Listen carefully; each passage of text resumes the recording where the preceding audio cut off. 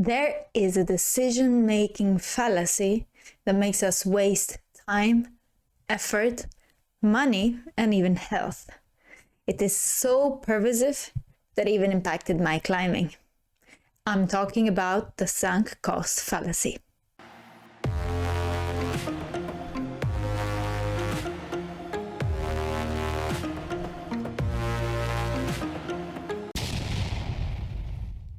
In economics, sunk costs are costs that have already incurred and cannot be recuperated.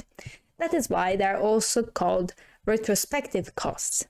In contrast with sunk costs, we have prospective costs, costs that will happen in the future and that can be avoided if action is taken.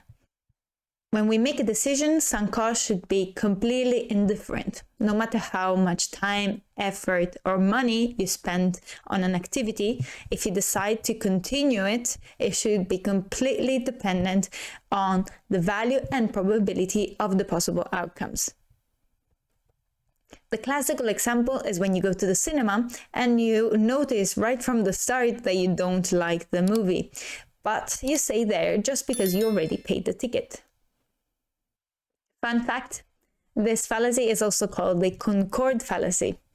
The Concord Project was a supersonic jet that was financed by the UK and the French government and got further finances with the rationale that they already spent a huge amount of money on the project before, and they didn't want it to go to waste, even though it was already visible and obvious that the project was a failure. But it doesn't have to necessarily be about money. Let's make another example. Maybe you're enrolled in a university course and you realize that you really don't like it, but you already did 2 exams. So what are you gonna do? You're gonna waste them. Sometimes you decide to continue. That is ignoring sunk costs. Or maybe you are in a relationship and you continue to be in that relationship just because the two of you been together for multiple years. And then it also happened to me with climbing. I was looking for a new project, something that would be challenging and out of my comfort zone for both the grade and the style. And there it was, this very nice purple, pinchy, slopey 7B. Very out of my comfort zone.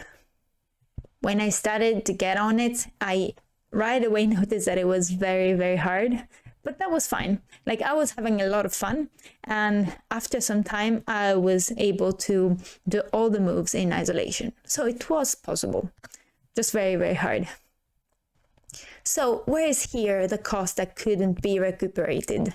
Where is the fallacy? Was it because it was too hard? Actually, not really.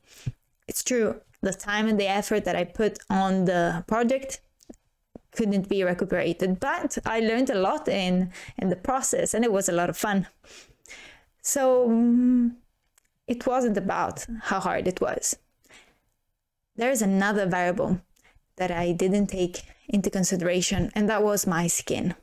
There were days in which I had all of my fingers taped, even the thumbs, and it was just so painful. I tried staying away from climbing for a week to get more skin, but then I was destroying it in just one session and just one day.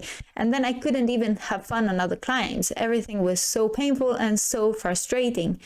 It was just horrible. And there was a decision. Should I continue with the project or should I step away from it and do something else? Well, the prospect was very clear for me.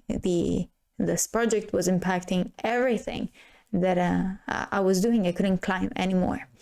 And but I did all the moves. It was very hard to step back from it, and I took way too long to take this decision. So I got persuaded into trying another project that was, again, very hard, out of my comfort zone. It was a 7B, slopey and very overhanging. And I started again from scratch. It was again super hard. But in the end, what happened is that after 1.5 months, I was able to send it and those holds the previous purple project was taking down, and another lovely root came out of those holds that I used to train those pinches again. And I sent my first 7A on lead outdoors. A lot of very nice things happened. And so I wanted to make more salient the fact that it could have been even sooner.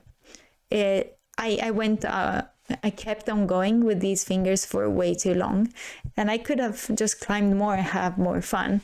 Now, when you notice that a project is making you stop rather than climb more, try to think about this possible sunk cost fallacy. Is it because you worked on it for so long that you don't want to give up? Does it feel like it's wasted? All the efforts that you put are not wasted, but the time that you put on it could be employed better. So I'll see you in the next video, and stay psyched.